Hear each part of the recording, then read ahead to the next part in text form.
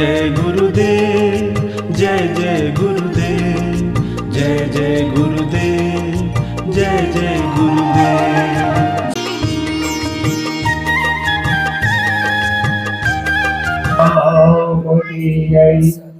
अविचल जी महाराज की जय,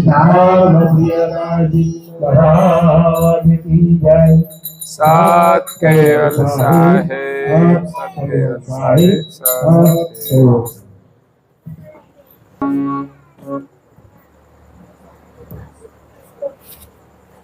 गुरु सेवा मानसी शुद्ध करे जय विधि साई योग कही ध्यान धरे जेनो शुद्ध गुरु विशेष बावतने शिर जमा तण नहीं धरू। प्रेमी भक्तजनों, ज्ञान संप्रदायના અધ્યસ્થાપક અનંત બ્રહ્માંડાધીશ વિશ્વ નિયંતા સકર્તા સર્જનહારના પરમ વિશેષ અંશ અનંત અંશોના તારણહાર પરમ મોક્ષના દાતા સર્વજ્ઞ દિવ્ય પરમ ગુરુ શ્રીમદ કરુણાસાગર મહારાજ જગતના જીવોને જગત કર્તાનો સંદેશ આપવા માટે અકળ વિભૂતિનો અતિ દિવ્ય દેહ ધારણ કરી આ બ્રહ્માંડને વિશે 14 લોક અને 7 દીપમાં પ્રગટ થયા। પરમ ગુરુનો દિવ્ય ઇતિહાસ એ જ એમની ઓળખાણ છે। આવું દિવ્ય જીવન આપણને કોઈ મહાપુરુષનું જોવા નહીં મળે। 7 દ્વીપનું વર્ણન શાસ્ત્રોમાં છે, પરંતુ બીજા દ્વીપોની અંદર કોઈએ વિચરણ કર્યું હોય એવો ઇતિહાસ નથી। દિવ્ય પરમ ગુરુએ 7 દ્વીપોમાં વિચરણ કર્યું અને 7 દ્વીપોના મનુષ્યોને સર્જનહારનો સંદેશ આપ્યો છે। એટલું જ નહીં, દિવ્ય પરમ ગુરુ અંતરિક્ષમાં રહેલા 14 લોકમાં પણ ગયા છે। એનો પણ એક દિવ્ય ઇતિહાસ છે, જે ઇતિહાસ પણ આપણને કોઈ શાસ્ત્રોની અંદર સાંભળવા મળતો નથી। 14 લોકનું વર્ણન છે, પરંતુ એનો કોઈ ઇતિહાસ જોવા મળતો નથી। દિવ્ય પરમ ગુરુ એક જ એવી વિભૂતિ છે કે જે આ બ્રહ્માંડની અંદર રહેલા 14 લોકમાં વિચરણ કરી અને પૃથ્વી પર રહેલા 7 દ્વીપોમાં વિચરણ કર્યું છે। અને છેલ્લે આપણા જંબુદ્વીપમાં આવ્યા એટલે આપણને આગળના દ્વીપોની ખબર પડી। અને અહીંયાથી દિવ્ય પરમ ગુરુ સર્જનહારના ધામમાં જાય છે। એટલે સૃષ્ટિની ઉત્પત્તિ થઈ ત્યારથી અત્યાર સુધી આ જગતના જેટલા પણ જીવ છે, જેટલા પણ અંશ છે, સામાન્ય વિશેષ, એ બધા જ સર્જનહારને ભૂલી ગયા છે। એટલે આ જગતની અંદર સર્જનહારની બાબતમાં અનેક મતભેદો છે, મતપંથો પણ છે। એટલે ક્યારેક ક્યારેક આપણા મનની અંદર ભ્રમણા ઊભી થાય છે કે આમાં સર્જનહાર કોણ છે? તો કરુણાસાગર મહારાજ શ્રીએ આ વિશ્વની અંદર વિશ્વના સર્જનહાર એક છે એવું પોતાના અનુભવ દ્વારા પ્રતિપાદન કરેલું છે। અને કર્તાના પરમ વિશેષ અંશ દિવ્ય પરમ ગુરુ એ કર્તાના સાનિધ્યમાંથી આવ્યા છે અને કર્તાને જાણે છે। આ જગતમાં આવ્યા પછી પણ એ કર્તાને ભૂલી જતા નથી। જ્યારે બીજા અન્ય જે અંશો છે એની પરિસ્થિતિ કેવી છે કે આ જગતની અંદર બધા અંશો આવ્યા અને શરીર ધારણ કર્યો તો શરીરના સંગે વિપુવત્ત ભયે, શરીરના સંગમાં રહેવાથી શરીર જેવા થઈ ગયા. એ શરીરમાં રહેનાર પોતાને કોઈ જાણતું નથી. આ શરીરમાં આપણે ચૈતન્ય સ્વરૂપે છીએ, પરંતુ આપણે પોતાને નથી જાણતા કે આપણે કોણ છીએ. જ્યાં સુધી આપણે પોતાને ન જાણીએ ત્યાં સુધી આપણને સર્જનહાર મળી શકતા નથી. કારણ કે આપણી ઓળખ જ એ છે કે આપણે કોણ છીએ. તો પરમ ગુરુ કહે છે કે આપણે સર્જનહારના અંશ છીએ, સર્જનહારની સજાતિ છીએ. તો એ અંશ સ્વરૂપની ઓળખાણ દિવ્ય પરમ ગુરુ આપણને આપે છે. એટલે સ્વરૂપની ઓળખાણથી આપણે સર્જનહારને પ્રાપ્ત કરવાના છે. જ્યાં સુધી યથાર્થ રૂપમાં આપણે પોતાને ન જાણીએ ત્યાં સુધી કોઈ કાળે આપણને સર્જનહારની પ્રાપ્તિ થતી નથી. અને સર્જનહારના લક્ષ્ય સિવાયનું જે જ્ઞાન છે, જે સાધના છે, એ આપણી અધૂરી છે. એનાથી આપણને સર્જનહારની પ્રાપ્તિ થતી નથી. એટલે પરમ ગુરુ સર્જનહારનું જ્ઞાન લઈને આવ્યા છે, એનું લક્ષ્ય લઈને આવ્યા છે. એ જ આપણા માટે ગૌરવની વાત છે કે પરમ ગુરુનું શરણ મળ્યું છે. એવા પરમ ગુરુના મહિમાનું વર્ણન કરતા પૂજ્ય શ્રી નારાયણદાસજી મહારાજ શ્રી પરમ ગુરુના પટ શિષ્ય, જ્ઞાન ગતિના ઉત્તરાધિકારી એવા શ્રી પૂજ્ય નારાયણદાસજી મહારાજ શ્રી પ્રાતઃકાલ ઉપાસના અંતર્ગત ગુરુ મહિમાને વિશે કહે છે કે ગુરુ સેવા માનસી શુદ્ધ કરી દે. અહીંયા આગળની ચોપાઈમાં એમ કહ્યું કે તમે ગુરુના ચરણનું પ્રક્ષાલન કરો તો તમારું હૃદય શુદ્ધ થઈ જાય.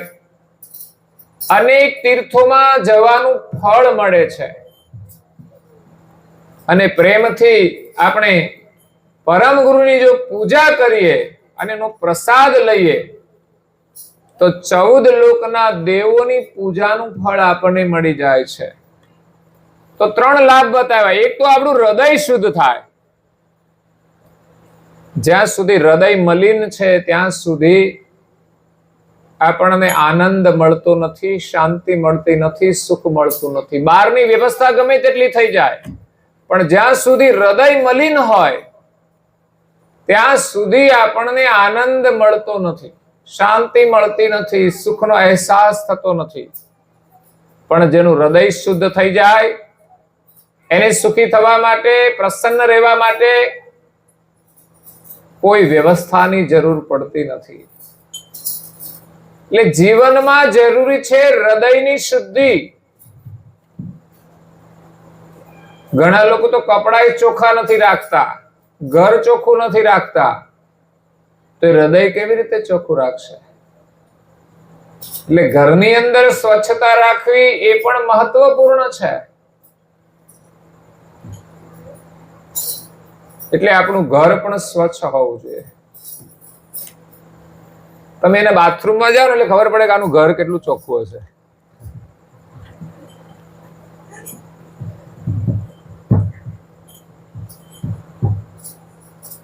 તો ઘર ચોખ્ખું જોઈએ, કપડા ચોખ્ખા જોઈએ. ગમે ત્યાં બેસી જવું એવું નહીં. ઘણા લોકો તો બજાર બેઠા ગમે ત્યાં ઓટલે બેસી જાય, ધૂળ વાળા હોય તો. સવારે ધોયેલા કપડા પહેર્યા હોય તો પછી એ સ્વચ્છ રાખવા જોઈએ. એવી જ રીતે શરીર પણ સ્વચ્છ જોઈએ. સવારે સ્નાન કરીએ છીએ અને ઉનાળામાં તો જરૂર પડે તો 2 વાર 3 વાર અકળામણ દૂર કરવા માટે લોકો સ્નાન કરતા હોય છે. અને ઘણા લોકો તો આ તો હવે જાગૃતિ આવી. પહેલા તો એમ કહેવાય છે કે લોકો 3-3 દિવસે નાતા હતા, એટલે નાવાનું બહુ મહત્વ નહોતું. પછી તો પાણીના અભાવે પણ ના નાય, કારણ કે છે ગામના કુવેથી પાણી ભરવા જવાનું હોય, ઉપાડીને પાણી લાવવાનું હોય, એટલે ઘરમાં જેટલું ભરેલું હોય એમાંથી સાચવીને વાપરવાનું હોય. એટલે નાવાનું હોય તો પણ જેટલું જરૂરી હોય એટલું પાણીનો ઉપયોગ કરીને સ્નાન કરવાનું હોય. એટલે શુદ્ધિ મહત્વની છે. આપણા કપડા ચોખ્ખા હોય, શરીર શુદ્ધ હોય, ઘર ચોખ્ખું હોય, પણ જ્યાં સુધી હૃદય શુદ્ધ ન થાય ત્યાં સુધી આપણને સુખ, શાંતિ અને આનંદ મળતો નથી. મન શુદ્ધ જોઈએ. હૃદય શુદ્ધ કરતા પહેલા મન શુદ્ધ જોઈએ. મન શુદ્ધ કર્યા પછી બુદ્ધિને શુદ્ધ કરવી પડે. જો બુદ્ધિ શુદ્ધ ન હોય તો મનને શુદ્ધ કરીએ ફરી પાછું મન મલિન થઈ જાય. અને મનને શુદ્ધ રાખીએ નહીં તો બુદ્ધિ પણ બગડી જાય છે. એટલે મન અને બુદ્ધિ શુદ્ધ થાય તો આપણું હૃદય શુદ્ધ થાય.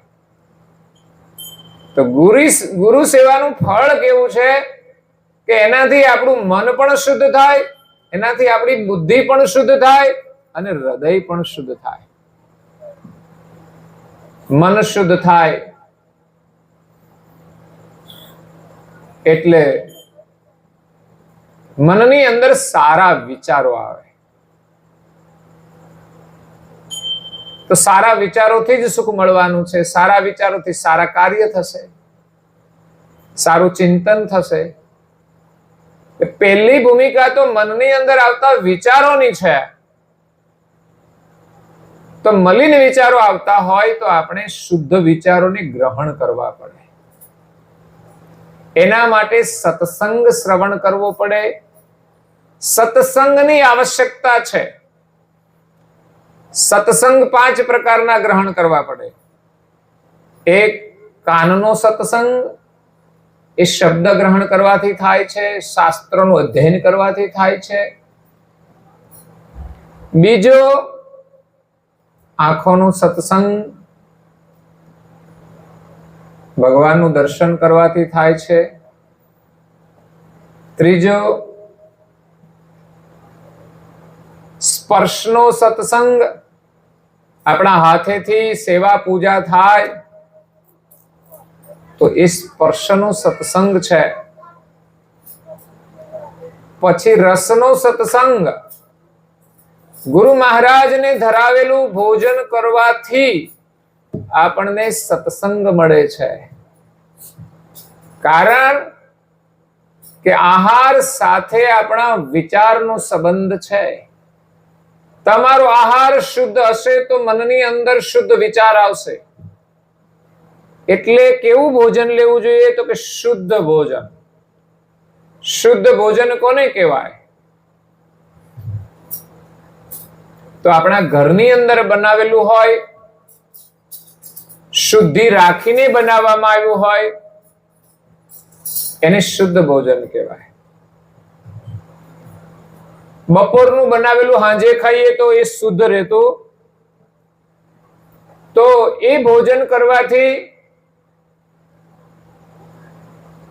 કઈક સંજોગ વસાત આપણે કોઈ દિવસ લેવું પડે, વસ્તુ અલગ હોય છે, પરંતુ બને ત્યાં સુધી આપણે શુદ્ધ ભોજન લેવું જોઈએ.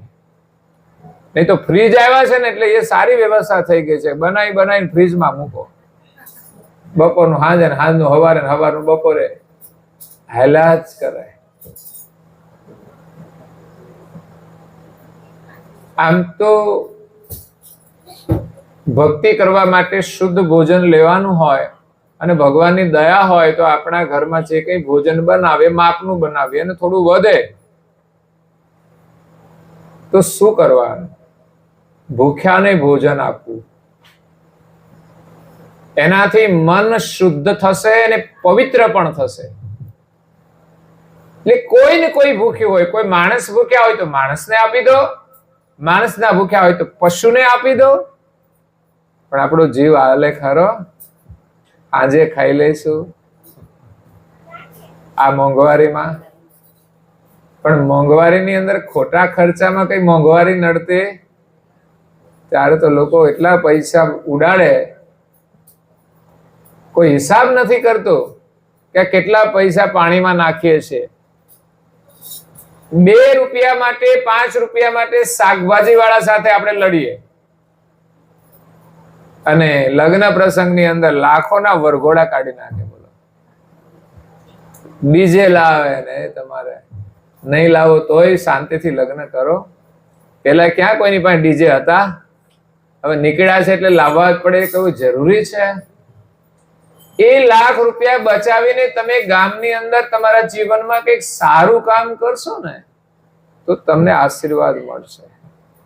કોઈ ગરીબ માણસના લગ્ન હોય ને એની પાસે પરિસ્થિતિ ના હોય અને તમે મદદ કરશો ને તો તમારા દાંપત્ય જીવનમાં આશીર્વાદ મળશે. બાકી ડીજે લાવવાથી કોઈ આશીર્વાદ મળવાના નથી.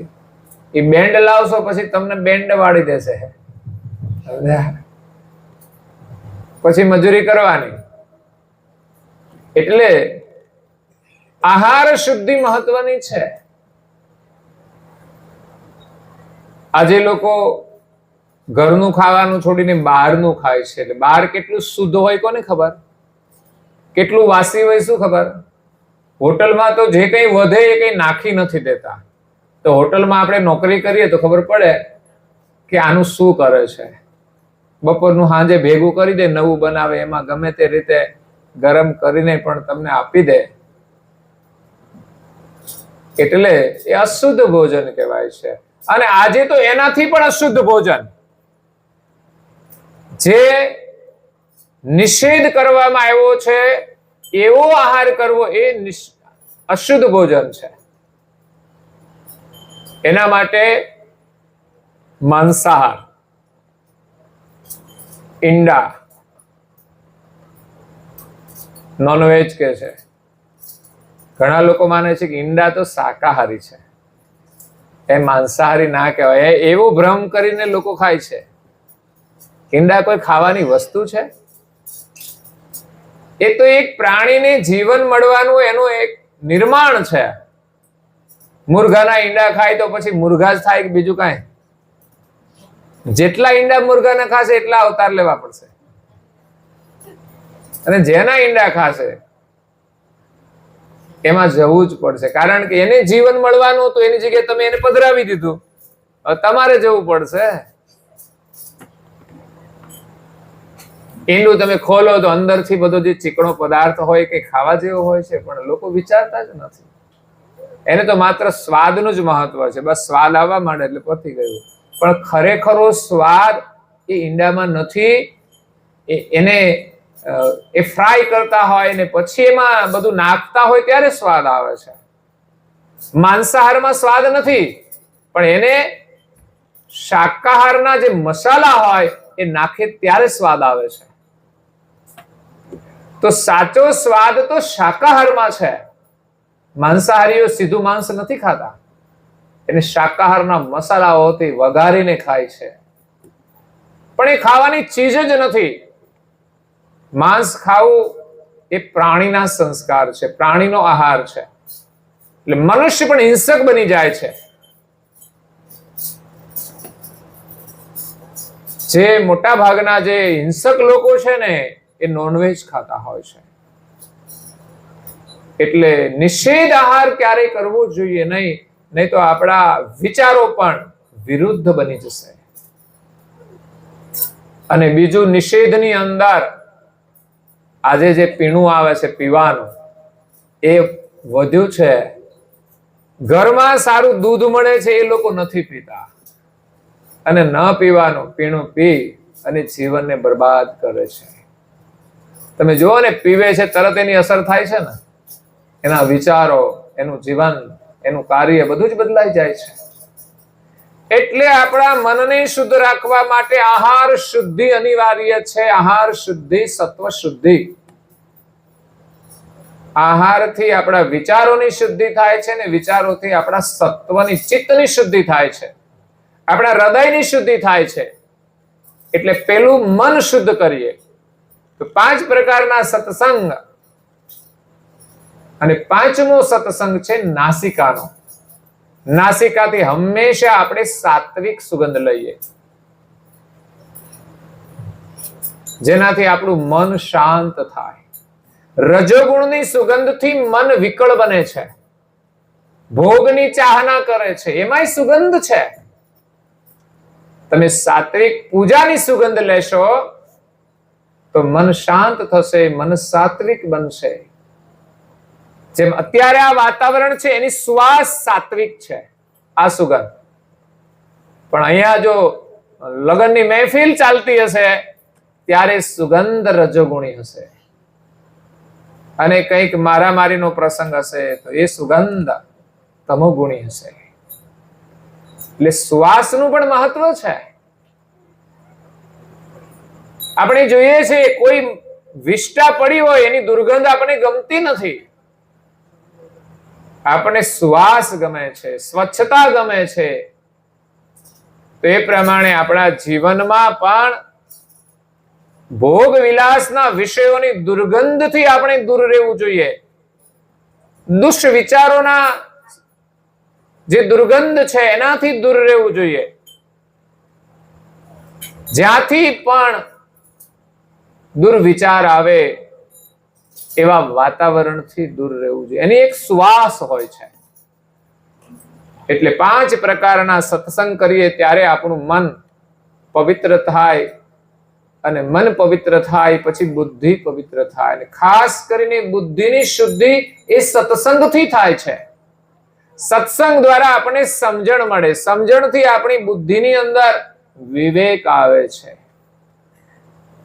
આજે ખાવાની અંદર જુઓ તમે તો ન ખાવાનું જે લોકો ખાય છે એમાં શું છે? બુદ્ધિનો વિવેક નથી.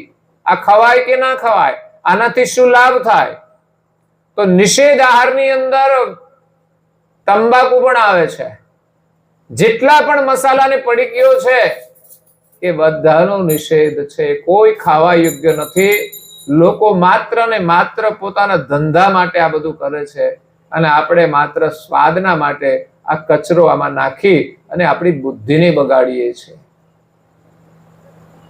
સંપત્તિને પણ બગાડીએ છીએ, અને અમૂલ્ય મળેલું જીવન પણ બરબાદ થઈ જાય છે. આ શરીર પણ બગડી જાય છે, આપણા વિચારો પણ બગડે છે. એવા લોકોને આપણે કહીએ ચાલો મંદિરમાં, ચાલો સત્સંગમાં, ચાલો ભજનમાં, તો નહીં આવે. કારણ કે આ કચરાઓ ખાઈને એની બુદ્ધિને બગાડી દીધી છે. એનામાં હિંમત નથી રહી સારું કામ કરવાની, શરમાય છે. જે ખાવાથી શરમાવું જોઈએ એની બદલે જે સારું કામ છે એનાથી શરમાય છે. સારું કામ કરશો ને તો તમને ખોટું કામ કરવામાં શરમ આવશે, ખોટું ખાવામાં શરમ આવશે, ખોટું બોલવામાં શરમ આવશે, ખોટું જોવામાં શરમ આવશે, ખોટું સાંભળવામાં શરમ આવશે. બધો જ કચરો નીકળી જશે એક સારું કામ કરવાથી. તો ગુરુ મહારાજની સેવાથી આપણું મન, બુદ્ધિ અને હૃદય શુદ્ધ થાય છે. અનેક તીર્થોમાં જવાથી જે આપણને સારા વિચાર મળે, આપણને સુકૃત મળે, એ સુકૃત ગુરુની પૂજાથી મળે છે. હમણાં જ ગુરુ પૂર્ણિમા આવે છે, તો ગુરુ પૂજાનો મહાલાભ આપણા ઘરમાં લઈએ. એથી વિશેષ મહાપૂજાનું આયોજન કરી અને એમાં લઈએ. નહીં તો મંદિરોની અંદર આયોજન થતું હોય તો ત્યાં સુધી જઈને આપણે વિધિવત પૂજા કરવી જોઈએ, વિધિવત. અને એ પૂજામાંથી આપણે લઘુ પૂજા રોજ કરવી જોઈએ. યાદ રાખો, ગુરુ પૂર્ણિમાના દિવસે આપણે મહાપૂજાનું આયોજન કરીએ છીએ. એક દિવસ માટે 16 ઉપચારથી આપણે પરમ ગુરુની વિધિવત પૂજા કરીએ ગુરુ પૂર્ણિમાના દિવસે.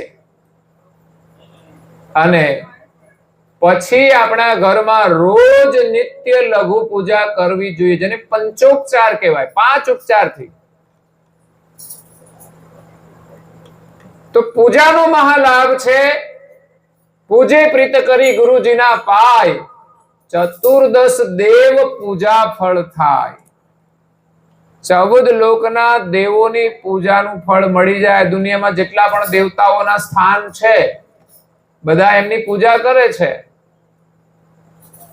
તો બધા જ દેવોની પૂજાનું ફળ એ ગુરુની પૂજાથી મળી જાય છે. એટલે ગુરુ પૂજા એ સર્વોપરી છે. અહીંયા પૂજ્ય શ્રી નારાયણદાસજી મહારાજ શ્રી ગુરુ મહિમાનું વર્ણન કરે છે. એટલે ગુરુની પૂજાનો તો લાભ છે, પણ અહીંયા જે શ્રેષ્ઠ પૂજા છે પરમ ગુરુની પૂજા છે.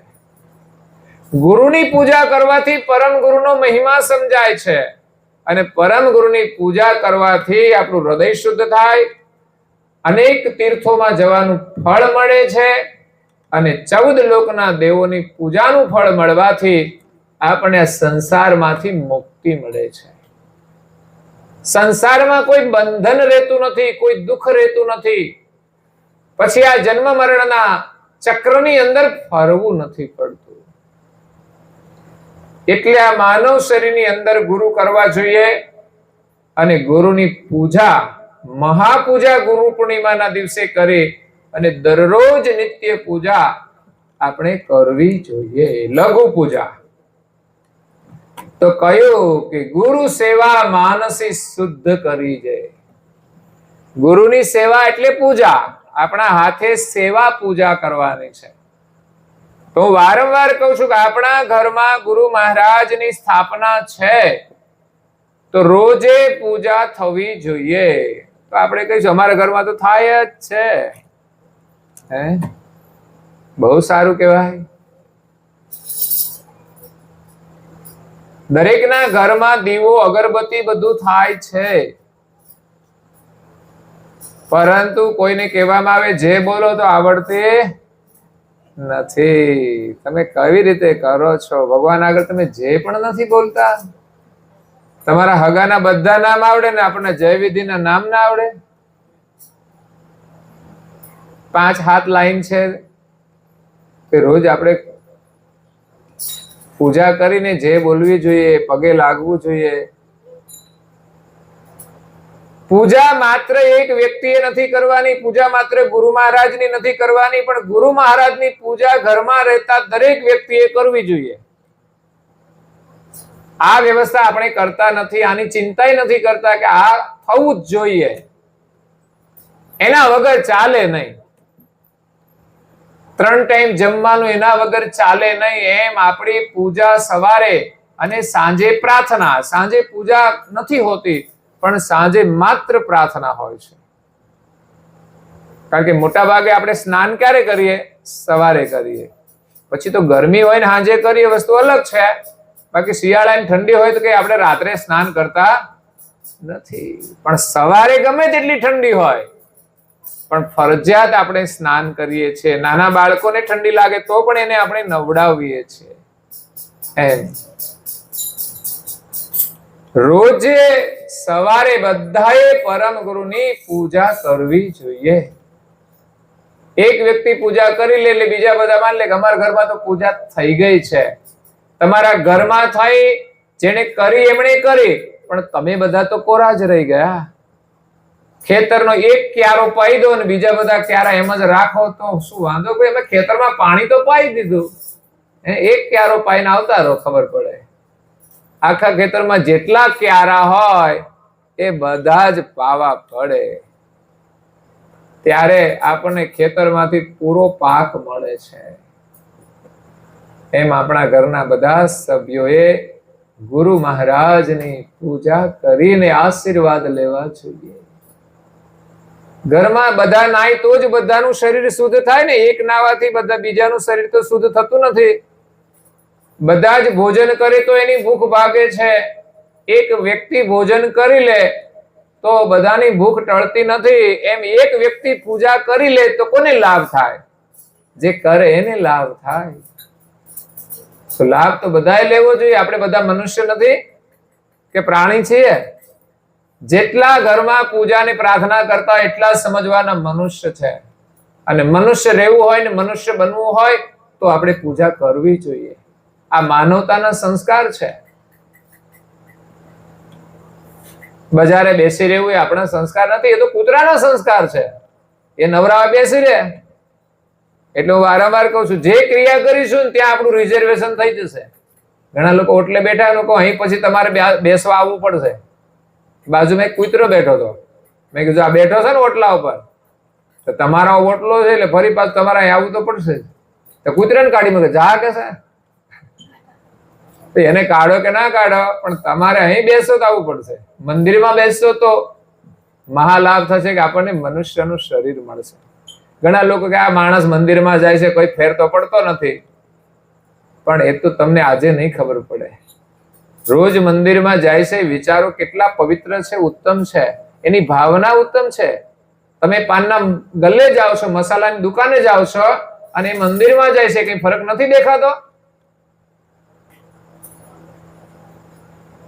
એ ઉત્તમ વિચારથી પછી એને માનવનું શરીર મળશે. કારણ કે દેવાલય છે ને એ માનવનું શરીર છે. દેવાલય તો આ શરીર છે એક દેવળ છે, એની અંદર પૂજા થવી જોઈએ, પ્રાર્થના થવી જોઈએ. જે કોઈ કરે એની અંદર એની પ્રાર્થના થાય છે. એટલે અહીંયા કરુણા પૂજ્ય શ્રી નારાયણદાસજી મહારાજ શ્રી કહે છે, ગુરુ સેવા માનસી શુદ્ધ કરી જાય. ગુરુની સેવા શુદ્ધ ભાવથી કરો, શુદ્ધ મનથી કરો. મનથી કરો. કદાચ તમારી પાસે સામગ્રી હોય કે ના હોય, થોડી ઘણી ઓછી હોય તમને પરિસ્થિતિ પ્રમાણે, પણ શુદ્ધ મનથી કરો. મનના ભાવથી તમે પૂજા કરો.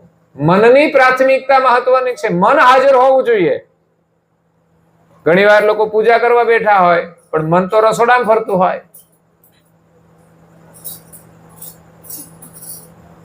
એક શેઠ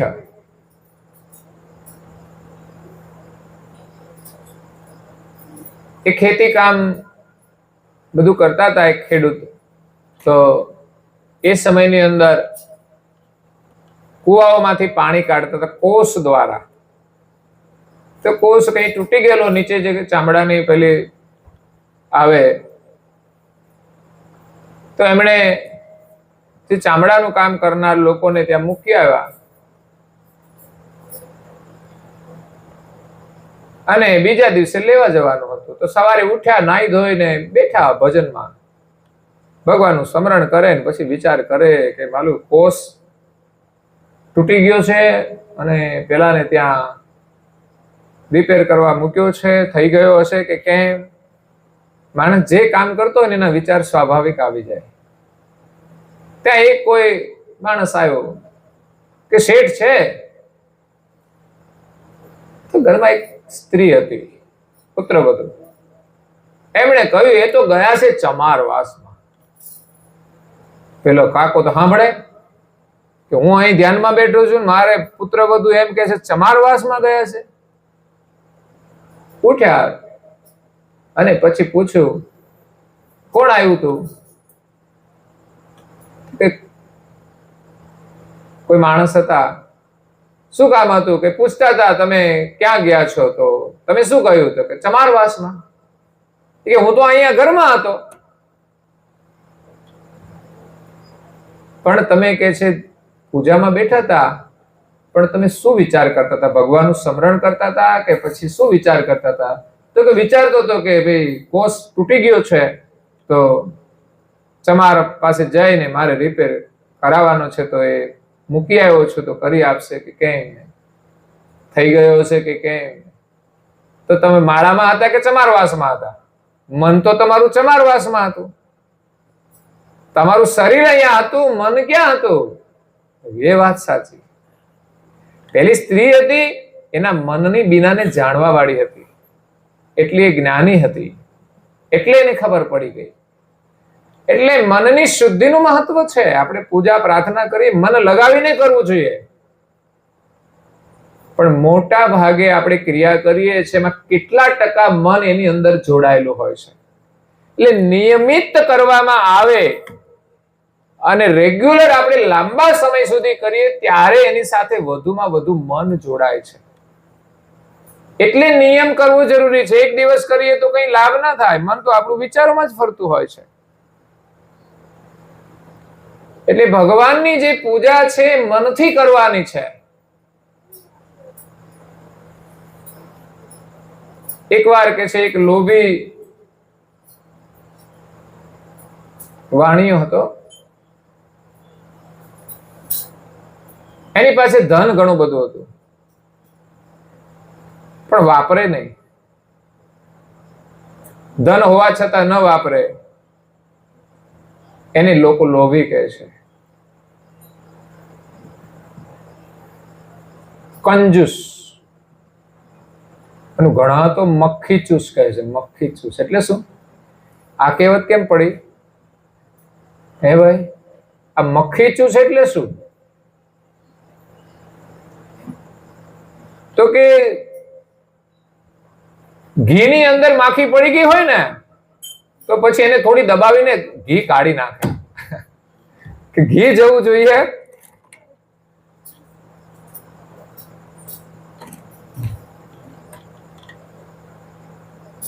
તે લોભી વાણિયાને એકવાર ઈચ્છા થઈ કે મારે ભગવાનનું ભજન કરવું છે, મારે ભગવાનની પૂજા કરવી છે.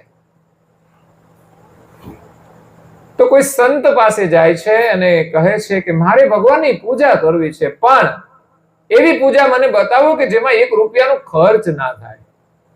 પૈસા તો છે પણ ખર્ચ ના થવો જોઈએ. ખર્ચ થાય ને તો મને ગમે નહીં. એટલે મહાત્માને એમ લાગ્યું કે કઈ વાંધો નહીં, એને ભગવાનની પૂજા કરવાની ઈચ્છા તો થઈ છે, નહીં તો ધન ગૌણ છે. ધન ખર્ચીને પણ માણસે પૂજાનો લાભ લેવો જોઈએ, પરંતુ ભગવાનનું ભજન કરવા માટે ધનની જરૂર પણ નથી. આ જગતમાં જેને જેને ભજન કર્યું છે બધા શું ધનવાન હતા? મહાપુરુષો એમ કહે છે કે જોવામાં આવે તો મોટા ભાગના મહાન પુરુષો ગરીબ હતા, આર્થિક રીતે બહુ જ ગરીબ હતા, છતાં પણ ભગવાનનું ભજન કર્યું. અને આજે લોકોને ટાઈમ મળતો, અને ટાઈમ મળે તો ગમે ત્યાં બેસી રહેશે. લોકો એમ કે છે ટાઈમ મળતો નથી, પણ ગમે ત્યાં બેઠેલા જોવા મળે છે. ઘણા નવરા બેઠેલા જોવા મળે, વાતો કરતા જોવા મળે. અને હવે તો મીડિયામાં બધા બેઠા હોય છે, ઘરે બેઠા કે બહાર, એમાં સમય બગાડતા હોય છે. તો એ સમયનો પણ સદુપયોગ કરવો જોઈએ, જેમાં કોઈ ખર્ચ નથી. આજે તમારે સારું સાહિત્ય વાંચવું હોય તો તમને મફતમાં મળે છે. બોલો, છે કોઈ વાંચવા વાળું? પરમ ગુરુના ગ્રંથો વાંચવા હોય તો તમને ફ્રીમાં મળે, પુસ્તકના રૂપમાં મળે. અને આજે તો આ સાધનો આવી ગયા, તો એની અંદર પણ ધર્મ ગ્રંથો હોય છે, એ તમને ફ્રીમાં સેન્ડ કરી દે, એટલે આવી ગયા બધા જ ગ્રંથો, અને ગમે ત્યારે તમે વાંચી શકો છો વગર પૈસે. સમય તો જોશે. કોઈ એમ કે સમય નથી તો ચાલશે નહીં. 24 કલાકનો સમય છે. તમારું ટાઈમ ટેબલ બનાવો, તમે 24 કલાકમાં કરવાના શું છો? અગર તો તમારે 24 કલાક ગયા એની નોટ કરો, તમે 24 કલાકમાં કર્યું શું? કામ કેટલો સમય કર્યો, ઊંઘ કેટલી કરી, કયા કામ માટે કેટલો સમય ગયો, અને નવરા વાતો કરવામાં કેટલો સમય કાઢ્યો. 24 કલાક આપણે કામ કરતા, એમાંથી 6 કલાક આપણે ઊંઘવાના કાઢી નાખીએ તો 18 કલાક આપણે કામ કરતા. આ દેશના પ્રધાનમંત્રી કરે છે. 18 કલાક કામ દેશના પ્રધાનમંત્રી કરે છે. આપણને છે ચિંતા કઈ? આપણે દેશની ચિંતા કરીએ, અહીંયા વ્યવસ્થા નથી, આમ નથી, પણ તમે 18 કલાક કામ તો કરો, ત્યારે વ્યવસ્થા થાય ને. એકલા પ્રધાનમંત્રી 18 કલાક કામ કરે તો દેશની બધી વ્યવસ્થા ના થાય, કારણ કે એના માટે આપણે બધાએ કામ કરવું પડશે. વિદેશમાં લોકો સુખી છે કેમ? તો કે સમયસર કામ કરે છે, દિલ દઈને કામ કરે છે. સહેજ પણ નબળું કામ હોય ને ત્યાં ચાલતું નથી, અને આપણે તો બધું હાલ્યા જ જાય, જેવું હોય એવું. પછી પ્રગતિ થાય કેવી રીતે? એટલે વાણીઓ કે મારે પૈસાનો ખર્ચ ના થવો જોઈએ. એટલે મહાત્મા કહે છે કઈ વાંધો નહીં, તો કેવી રીતે કરવાની? તો કે તમને જે ભગવાનનું રૂપ ગમતું હોય ને એનું તમારે ચિંતન કરવાનું. તો કે છે મને તો બાલ સ્વરૂપ બહુ ગમે, અને બાળક બધાને ગમે, મોટા કોઈને ગમતા એમાં વૃદ્ધ તો કોઈને ના ગમે પાછા, ઘરડા કોઈને ગમતા, બાળક બધાને ગમે છે કે જે ભગવાનનું બાલ સ્વરૂપ મને બહુ ગમે છે. તો તમારે સવારે વહેલા ઉઠવાનું. પછી એમ કે મારાથી ઉઠાય નહીં તો મેળ પડે. પૈસાની વાત અલગ છે કે પૈસાનો ખર્ચ ના થાય, ભગવાનનું ભજન કરવા માટે પૈસાની જરૂર નથી, પરંતુ વહેલા તો ઉઠવું પડે બ્રહ્મ મુહૂર્તમાં. પછી તમે મોડા ઉઠો તો તમારી અંદર ભગવાનનું ભજન કરવાનો ભાવ રહેશે નહીં. અને જેને જે કામ કરવું હોય એનો ભાવ હોય ને એટલે માણસ ગમે ત્યારે ઉઠી જાય. છોકરાને લગ્ન હોય ને વહેલું જાનમાં જવાનું હોય તો ઊંઘ ઉડી જાય કે ના ઉડી જાય? એટલે 2-3 દિવસના ઉજાગરા હોય તો ઉઠી જાય. એમ ભગવાનનું જેને જેને ભજન કર્યું છે ને એ નિંદ્રામાંથી જાગી ગયા છે. 2 પ્રકારની નિંદ્રા, એક તો શરીરની નિંદ્રામાંથી જાગ્યા અને બીજી અજ્ઞાન રૂપી નિંદ્રામાંથી જાગ્યા છે. એટલે કે છે વહેલા 5 વાગે તમારે જાગી જવાનું અને 1-1.5 કલાક તમારે માનસી પૂજા કરવાની. કેવી? અહીંયા કહ્યું ને નારદાજી મહારાજે, ગુરુ સેવા માનસી શુદ્ધ કરી છે. શુદ્ધ ભાવથી કરો, બસ શુદ્ધ ભાવથી મનથી તમે પૂજા કરો. પૂજા કરવાની પાછી ધ્યાન વસ્તુ અલગ છે. માનસી પૂજા અને ધ્યાન. ધ્યાન તો જે ગુરુએ મંત્ર આપ્યો હોય એ મંત્રનો જપ કરવો એનું નામ ધ્યાન છે. એમાં બીજો કોઈ વિચાર ના આવે. પણ અત્યારે તો ધ્યાન કરવા બેસે તોય પણ વિચારો તો ચાલુ જ થઈ જાય છે. એટલે એના માટે માનસી પૂજા આપી છે કે તમે માનસી પૂજા કરો. તો કે શું કરવાનું? તો કે બાલ સ્વરૂપ તમારે સવારે 5 વાગે જાગીને બેસવાનું ને મનથી તમારે બાલ સ્વરૂપને જોવાનું. અરે રાત્રે ઊંઘતું હોય બાળક એ પ્રકારે એનું દર્શન કરો, સ્મરણ કરો. જેમ ઘરમાં એક નાનું બાળક સૂતું હોય એને જોઈને આપણે કઈ વિચાર કરીએ, એમ ભગવત વિચાર. બાલ સ્વરૂપની અંદર પ્રભુ સૂતા છે, હવે એને મારે જગાડવા જોઈએ. સુડાવવા માટે પણ સરસ પલંગ હોય, સુંદર ગાદી હોય. આ કશું લાવવાનું નથી, પણ મનથી જ માત્ર સારો વિચાર. આ મનની ભૂમિકાનું મહત્વ છે, મનની ભાવનાનું મહત્વ છે. માણસે આર્થિક રીતે ખર્ચ કરીને લાવવાનું હોય ને તો સગવડ હોય તો જ થાય, નહીં તો થતો. પણ મનથી માત્ર વિચાર કરવામાં કઈ વાંધો ખરો? સારો. ઘણા લોકો બહુ ઊંચા સ્વપ્ન જોતા હોય છે, તો મનથી વિચારવામાં કઈ અવરોધ નથી. અને જે ઊંચું વિચારે છે ને એ જ ઊંચું કામ કરે છે. જેના સ્વપ્નો હોય છે એ સ્વપ્ન જ એની પાછળ દોડાવે છે.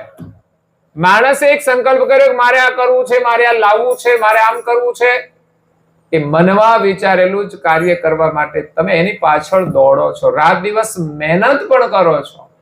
એ મનનો વિચાર જ ન હોત તો તમે કશું કરી શકવાના નહોતા. કંઈ પણ સ્વપ્ન હોય છે પેલા મનની અંદર વિચાર રૂપે આવે છે. એમ અહીંયા માનસી પૂજા સવારે વહેલા ઉઠીને બેસીને ધ્યાનથી કરવાની છે. એને આપણે જગાડીએ પ્રેમથી. જેટલો સમય લાગે ને એટલો સમય બેસવાનો. પ્રત્યક્ષ તમે જગાડતા હોય એ પ્રમાણે જ્યારે તમને સ્વપ્ન આવે ને, તમે જોજો સ્વપ્નમાં કશું સાચું હોતું પણ દેખાય છે ને બધું. તમે મનથી અંતર મનથી જે કઈ સ્વપ્નની અંદર વિચારો છે બધું દેખાય છે. એ જ પ્રકારે માનસી સેવાની અંદર તમે જે વિચાર કરો ને એ દ્રશ્ય રૂપ થાય. વાસ્તવિક ન હોય પણ મન દ્રશ્ય દર્શન કરતું હોય છે, મનના વિચારોનું દર્શન હોય છે. ત્યારે બાળક ઉઠે એટલે સ્વાભાવિક છે રડે. કેમ? તો કે બાળક ઉઠે એટલે એને પેલા ખાવાનું જોઈએ, બાકી બધું કામ પછી હોય. તો બાળકના માટે સરસ મજાનું દૂધ લાવે. બાળકને તો દૂધ વધારે પ્રિય હોય. એમાં મિશ્રી નાખે. બાળકને માખણ પ્રિય હોય, એ લાવવાનું, ધરાવવાનું, એને આપવાનું, એને ખવડાવવાનું. નથી દૂધ લાવવાનું, નથી માખણ લાવવાનું, પણ માત્ર માનસી પૂજામાં એક ભાવ ઈષ્ટદેવ પ્રત્યે કે હું એમને ખવડાવું છું. પછી એમને સ્નાન કરાવવા માટે ઉનાળો હોય તો શીતળ જળ, શિયાળો હોય તો ઉષ્ણ જળ, એ ભક્તિભાવથી માનસી પૂજાની અંદર મનથી તમારે કે છે એને કરાવવાનું. પછી એને સુંદર સિંહાસન ઉપર બિરાજમાન કરવાના, એમની પૂજા કરવાની પ્રેમથી, ચંદનથી પૂજા કરીને એના માટે પુષ્પો અર્પણ કરવાના. સારા સારા પુષ્પો, મોંઘા મોંઘા પુષ્પો, ખીલેલા પુષ્પો એમના ચરણમાં અર્પણ કરવાના મનથી. કશું લાવવાનું છે નહીં, તો એ કરે તેમ નથી. પછી ગુરુ મહારાજ માટે હાર, સુંદર પુષ્પનો, જેવો લગ્નમાં લાવો છો ને, કેવો સરસ મોંઘો હાર લાવે છે લોકો લગ્નમાં. અને પૂજા હોય ત્યારે ત્યારે તો ચાલે બધું. ચાલે? લગ્નમાં ના ચાલે? આ હાર પહેરાવીને લગ્નમાં આપણે લગ્ન કરે ના થાય? લગ્ન થાય કે ના થાય? પણ નહીં થાય. હો, આપણું મહત્વ કેટલું, બહુ જ મહત્વ. આપણો ફોટો હારો ના આવે, ખાલી ફોટા માટે આ કરવાનું. ફોટો સુખ આપશે, પણ આપણું મન છે ને એને જોઈને ખુશ થાય છે, આ બધું કરીને ખુશ થાય છે. એમ સેવા પૂજામાં પણ ઉત્તમ ભાવ હોવો જોઈએ. હા, આપણી પાસે અર્થ નથી તો કઈ વાંધો નથી, તો ફૂલહાર ન હોય પણ મનનો ભાવ તો હોય ને. તો પરમ ગુરુએ મંગલા આરતીનું વર્ણન કર્યું છે. મંગલ આરતી કરત મોદિત મન. તો માનસી પૂજામાં આપણે મનથી પૂજા કરવાની, આરતી પણ કરવાની. તો મંગલા આરતી એટલે કલ્યાણ માટેની આરતી, પ્રાર્થના. આપણે હંમેશા ભગવાન પાસે કંઈ કંઈ માંગતા જ હોઈએ છીએ. તો આપણે આપણું કલ્યાણ થાય, બધાનું કલ્યાણ થાય, એટલે બધું જ આવી ગયું સમજવાનું. મોદિત મન, આપણા પ્રસન્ન મનથી કરવાની છે. મન આપણું પ્રસન્ન હોય પ્રાર્થના માટે, મંગલા આરતી માટે. પૂર અંતર આનંદ ભરી તન કી આરતી. આ શરીર છે ને એ જ આપણી આરતી છે. આપણે માનસી પૂજા કરીએ છીએ એમાં આપણું આ શરીર એ જ સ્વયં આરતી છે. તત્વ પંચમુખ ઇન્દ્રિય એકાદશ બાતી કરી. આપણી બધી ઇન્દ્રિયો છે ને એની બત્તીઓ કરીને આપણે તો હાથેથી સેવા કરીએ છીએ. કશું લાવવાનું નથી, પણ મનથી બધી જ ઇન્દ્રિયો દ્વારા આપણે આરતી ભગવાનની કરીએ છીએ. તો જયારે આરતીમાં ઉભા હોઈએ સાક્ષાત, એમાં મંદિર હોય, આપણે દર્શન કરવા જઈએ તો આપણે તો કોઈ સામગ્રી લાવવાની ના હોય. જે સામગ્રી હોય મંદિરમાં હોય છે. આરતી પૂજા પૂજારી કરતા હોય છે, આપણે તો જેને ઊભું જ રહેવાનું છે. તો આપણે બધી જ ઇન્દ્રિયોથી ગુરુ મહારાજની આરતી કરવાની છે. બધી જ ઇન્દ્રિયોની બત્તી સળગાવીને બધી જ ઇન્દ્રિયોને એમાં જોડવાની છે. આંખો, કાન, હાથ, પગ, મુખ, સંપૂર્ણ શરીર એમના દર્શન માટે આરતીમય બની જાય. એ મનથી છે, માનસી આરતી છે. નહીં તો આરતીમાં ઉભા રહ્યો તોય પણ દર્શન થતા, કે મન તો ક્યાંય ફરતું હોય, આપણને ખબર પણ ના હોય કેવી રીતે આરતી કરી, ક્યાં ક્યાં કરી, કોના પછી ક્યાં કરી. જ્યારે ધ્યાનથી આ દર્શન કરીએ ને તો ખબર પડે આરતી કેવી રીતે થાય છે. સૌ પ્રથમ એમના ચરણની આરતી હોય છે 3 વાર, પછી એના કટિબ સ્થળની આરતી હોય છે 3 વાર, પછી એના વક્ષ સ્થળની આરતી હોય છે, એક એક અંગની આરતી થાય છે, પછી એના મુખારવિંદની આરતી હોય છે, અને પછી ચરણથી માંડીને આખા સ્વરૂપની આરતી 7 વખત. આ એક મનનો ભાવ. તમે ધ્યાનથી કરો આરતી તો એના સ્મરણની અંદર તમારો સમય કેટલો ચાલ્યો જાય. શુદ્ધ ભાવથી ચિતવન ચંદન, ત્યાં ચંદન ન હોય પણ ચિતવન તો કરવું જોઈએ ને. તો ચિતવનનું ચંદન, ચૈતન અર્ચન, ચૈતન ભાવથી આપણે પ્રાર્થના કરીએ. અનુભવ શંખ લિયો સમાધિ. મંદિરોમાં તો શંખનાદ થતા હોય છે, આપણા ઘરમાં થાય છે કઈ? હોય કોઈ એવા શંખ તો વાગતા હોય, આપણે પૂજા કરતા હોય અને બીજા શંખ પાછા ઘરમાં વાગતા હોય.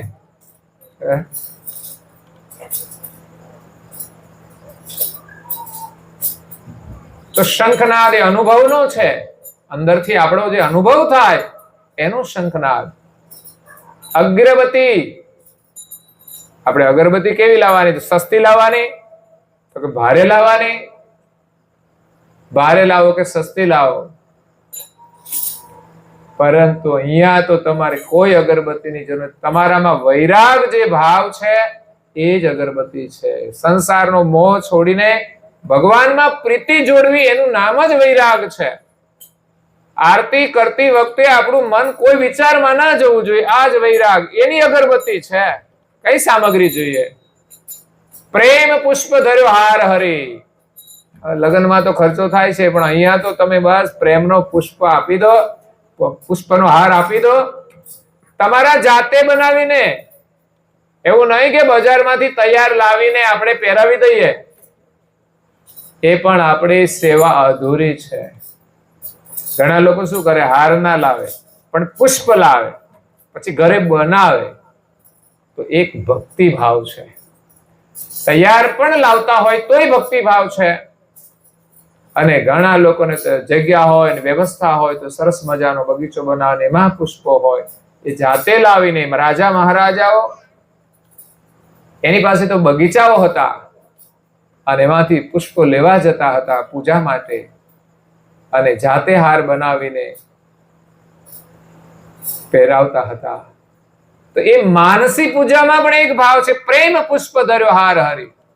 જ્ઞાન ઘડિયાળી ગિરાજન કારણ, લોક ચતુર્દશ ખબર પડી. જ્ઞાનની ઘડિયાળો વગાડવાની છે, બીજી કોઈ ઘડિયાળની જરૂર નહીં. આ તો એક પ્રતીક છે. જ્યારે ક્રિયાના રૂપે કરીએ ત્યારે બધું જોઈએ, પણ મનથી જો તમે કરો તો બધું જ આવી જશે. કોઈ સામગ્રી વિના જ આપણે ભગવાનનું સ્મરણ કરીશું. તો આ રીતે સંત મહાત્માએ વાણિયાને બધી વિધિ બતાવી. એટલે વાણિયાએ તો શરૂ કરી હવારમાં વહેલા ઉઠે. પૈસાનો ખર્ચ તો કરવાનો જ નથી, એ તો એને ભેગા લઈ જવાના. સમજે તો સવારે વહેલા 5 વાગ્યામાં નાહી ધોઈને બેસી જાય. બાળ સ્વરૂપનો વિચાર કરે, એની જગાડે, એની ખવડાવે, એની સ્નાન કરાવે, એની પૂજા કરે, એની પ્રાર્થના કરે, એની આરતી કરે, એને થાળ પણ કરે. બપોરે જમવાનો સમય થયો એટલે મનથી પછી થાળ કરે. થાળની અંદર બધી વાનગીઓ બનાવે. શા માટે થોડું બનાવીએ? બાકી આખો થાળ બનાવો હોય તો બહુ મહેનત પડે. કેટલી મહેનત કરે ત્યારે દાળ ભાત ને શાક પૂરી પ્રસાદ ને પાપડ ને બીજું ત્રીજું બનાવીએ, ભજીયા. રોજ તો આવું ના ધરાવીએ ને આપણે, પણ મનથી ધરાવવાનું હોય તો કઈ વાંધો ખરો? આપણે થાળ ગઈએ એની અંદર બધી જેટલી આઈટમ ઉમેરવી હોય એટલી ઉમેરાય, કારણ કે 5 મિનિટમાં તો થાળ પૂરો થઈ જવાનો, એમાં બધું જમવાનું આવી જાય. તો માનસી પૂજાની અંદર ભક્તિ ભાવથી આપણે ગુરુ મહારાજને પ્રસાદ ધરાવીએ કે તમે આરોગો. એકવાર તો વાણીઓ છે ને સવારે વહેલો ઉઠ્યો ને એના માટે સરસ દૂધ તૈયાર કરે છે. દૂધની અંદર મિશ્રી નાખવા જાય છે તો જરા વધારે પડી જાય છે. વાણીઓ તો કંજૂસ, એનો સ્વભાવ આગળ આવી ગયો કે આ વધારે મિશ્રી પડી ગઈ છે, પાછી કાઢી લાવો. હવે મિશ્રી અંદર ગયા પછી કાઢવાનું તો મુશ્કેલ, એટલે અંદરથી કાઢે છે પણ નીકળતી નથી. એ કે આમાંથી થોડી કાઢી લઈશ ને તો બીજા દિવસે કામ લાગશે. ભગવાન કે આ પણ ખરો કંજૂસ માણસ છે. માનસી પૂજા કરે છે તો એમ વિચારતો નથી ચાલો મનથી કરીએ છે, વધારે ગઈ તો ગઈ, આપણે ક્યાં ખર્ચો છે. પણ એ સ્વભાવ પણ એનો ભાવ બની ગયો છે. ભક્તિની અંદર, પૂજાની અંદર એનો ભક્તિ ભાવ બની ગયો છે કે ના વધારે ના જવું જોઈએ, એટલે એક સાચા ભાવથી કરે છે. નહીં તો એમ પણ વિચારે કે કઈ નહીં જવા દો ને, પણ ના, હવે એનો ભાવ સાચો થઈ ગયો છે. કોઈ પણ ક્રિયા તમે 12 વર્ષ સુધી નિરંતર કે નિયમિત કરો તો એમાં તમને સિદ્ધિ પ્રાપ્ત થાય છે, એ સત્ય બની જાય છે. કોઈ પણ કાર્યને સિદ્ધ કરવા માટે 12 વર્ષ જોઈએ. તમે અભ્યાસ કેટલા વર્ષ કરો? 12 વર્ષ કરો છો, પછી વધારાનું આગળ કરવાનું, પણ 12 વર્ષ સુધી તમે ભણો ત્યારે તમે તૈયાર થઈ જશો ભણવામાં. 12 વર્ષની એક સિદ્ધિ છે. કોઈ પણ સાધના કરીએ એ સાધન 12 વર્ષે સિદ્ધ થાય. આમ થોડું થોડું આપણે શરૂઆત 2-5 વર્ષે કરી લઈએ, પણ સંપૂર્ણ એનો અનુભવ, સિદ્ધતા તો 12 વર્ષે આવે. તમે રસોઈ બનાવતા હો 12 વર્ષે તમે સિદ્ધ બનો કમ્પ્લીટ, નહીં તો ન આવડે તો 12 વર્ષે કશું ના આવડે. એવું ને એવું જ. એટલે વાણીઓ સાધના કરતા કરતા એ દૂધમાંથી જયારે ખાંડ કાઢે છે ને ત્યારે વાસ્તવિક સ્વરૂપમાં, બાલ સ્વરૂપ એમનો હાથ પકડી લે છે કે ભાઈ આ માનસી પૂજામાં તો તું લોભ છોડી દે કે. પણ એ ભાગ્યનું એ બન્યો કે એ માનસી પૂજાથી પણ સાચી ભાવના હોય ને તો ભગવાનને આપણું કાર્ય કરવા માટે આવવું પડતું હોય છે. આપણી માનસી ભાવના જો શુદ્ધ અને દ્રઢ થઈ જાય અને પછી જો પ્રાર્થના કરીએ તો એ કાર્ય આપણું ભગવાન કરી આપે છે. તમે સંકલ્પ કરો કે હે ભગવાન આ કાર્ય થઈ જાય મારું, તો એ થઈ જશે. પણ પહેલા આપણે દ્રઢ મનથી એની માનસી પૂજા કરવી પડશે, એમાં પ્રીતિ જોડવી પડશે. એટલે અહીંયા નારાયણદાસજી મહારાજશ્રી લખ્યું છે ગુરુ સેવા માનસી શુદ્ધ કરી છે. માનસી પૂજામાં તમારે કંઈ જ કરવાનું નહીં. નથી સ્નાન કરાવવાનું, નથી જળ લાવવાનું, નથી તમારે પણ સ્નાન કરવાનું. લ્યો, તમારે માનસી પૂજા કરવી તો સવારે ઉઠીને સીધા જ બેસી જાઓ. તમારે નાહવાની જરૂર નહીં, પણ મનથી જ નાહી લ્યો. તમે મનથી નાહી લ્યો કે મેં નાહી લીધું છે એમ. નદીમાં જઈને ચોખ્ખા ગંગાજળથી નાહ્યો છું એવો જ વિચાર કરો. રોજ ગંગાજળમાં નાહો મનથી,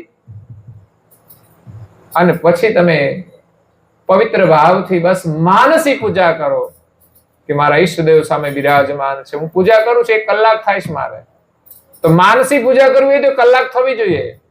જે પ્રકારે મનથી પૂજા થાય છે, મનના વિચારોથી, એ જ પ્રકારે પૂજા વિના, ખર્ચા વિના આપણે મનથી પૂજા કરવાની. ગુરુ મહારાજ ને આપણે જગાડીએ, પછી એના માટે જળ લાવીએ.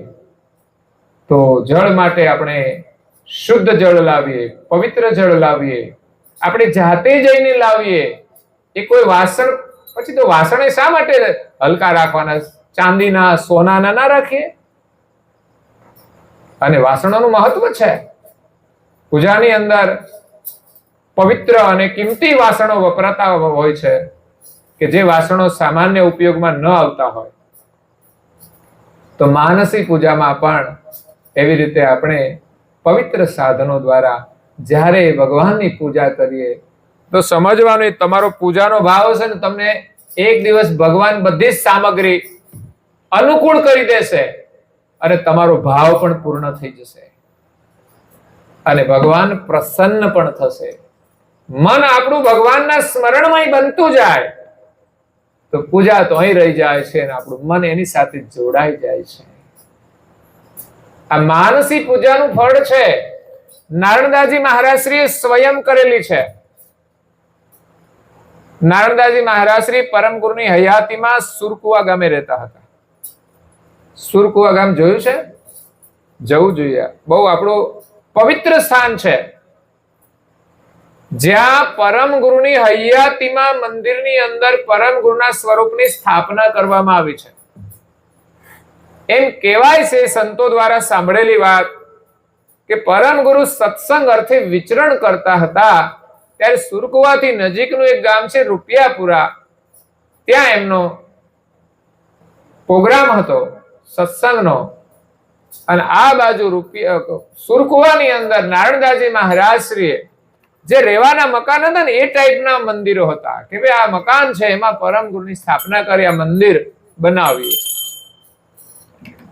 તો એમાં પરમ ગુરુની સ્થાપના કરવા માટે મૂર્તિ પણ તૈયાર કરી. એની સ્થાપના વિધિવત પૂજા કરીને કરવાની હતી. તો નારણદાસજી મહારાજશ્રીએ પરમ ગુરુને આમંત્રણ આપ્યું, આપ સ્વયં ત્યાં પધારીને આ કાર્યને પૂર્ણ કરો. સાક્ષાત આપ બિરાજો આ કાર્યની અંદર. ત્યારે પરમ ગુરુએ તૈયારી કરી તો ત્યાંના ભક્તો કે છે એમને રોકી લીધા કે ના, આપણે મૂર્તિ પૂજા કરવાની ના હોય, આપણે તો ચૈતન્યની પૂજા કરવાની. એટલે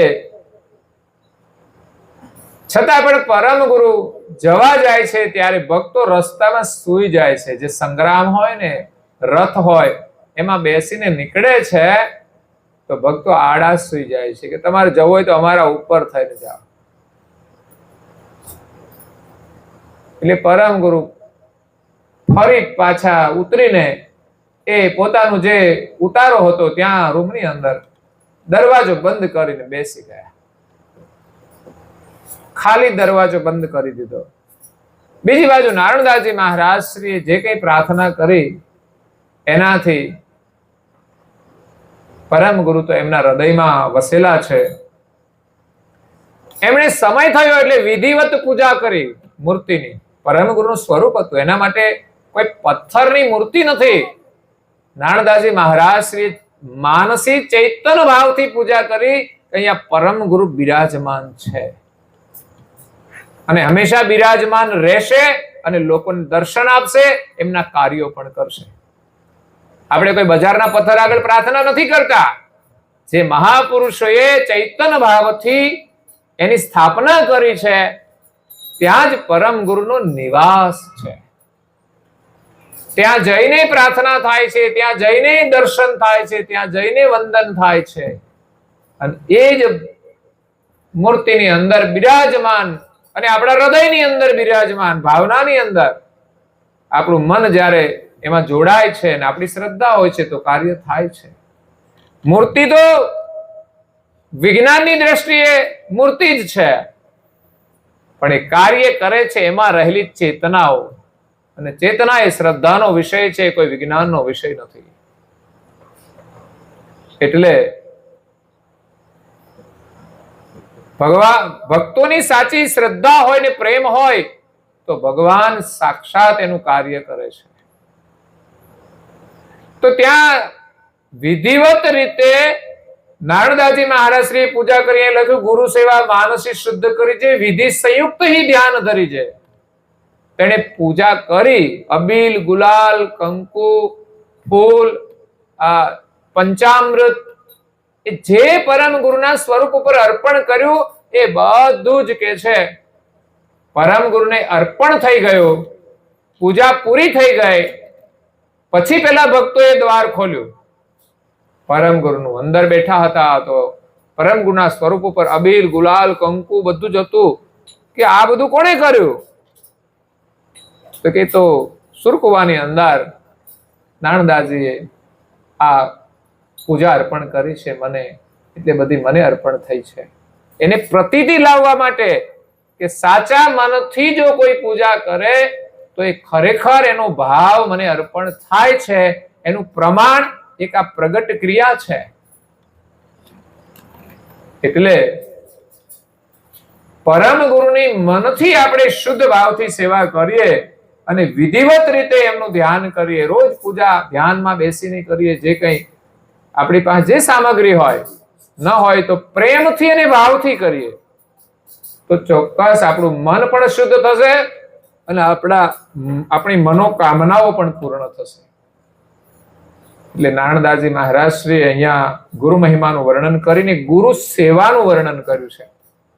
એટલે આપણા ઘરમાં જે કંઈ પૂજાનું સ્થાન હોય એમાં એક વ્યક્તિ કદાચ સામગ્રીથી કંઈ પૂજા કરે, આરતી કરે, પણ બીજા બધા જ લોકોએ આરતી ન કરે તો કંઈ નહીં, પણ માનસી પૂજા કરે, મનથી પૂજા કરે, એમાં તમે ફળ ધરાવો, જેટલા લાવો એટલા થાળ ધરાવો, ભાવથી બનાવીને પ્રાર્થના કરો, ભગવાનની સેવા.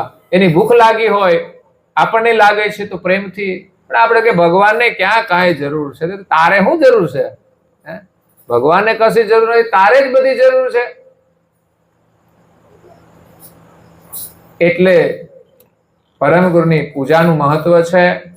અવશ્ય દરેક સભ્યોએ અનુકૂળતા પ્રમાણે પૂજાનો લાભ લેવો જોઈએ.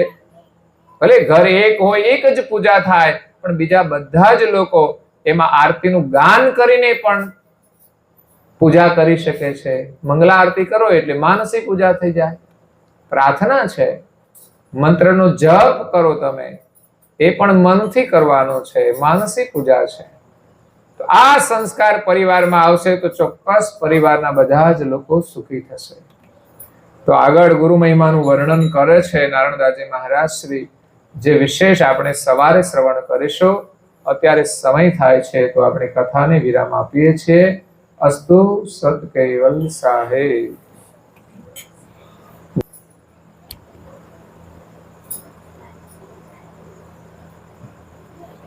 आज सकल स्वराज को निश्चय करता की जय श्री कृष्ण स्वामी महाराज की जय परम गुरु श्रीमद परमाचार्य महाराज की जय पूज्य श्री नारायणदास महाराज की जय श्री सत्यनारायण महाराज की जय श्री सत्संग की जय श्री सब देवन की जय श्री नारायण संप्रदाय की जय श्री गुरुपद संसा गुरु की जय श्री धाम की जय. कथा सत्संग पूर्णावती का सत केवल साहेब. 3 વાર માથું નમાવીને પ્રણામ કરવાના છે. સત કેવલ સાહેબ.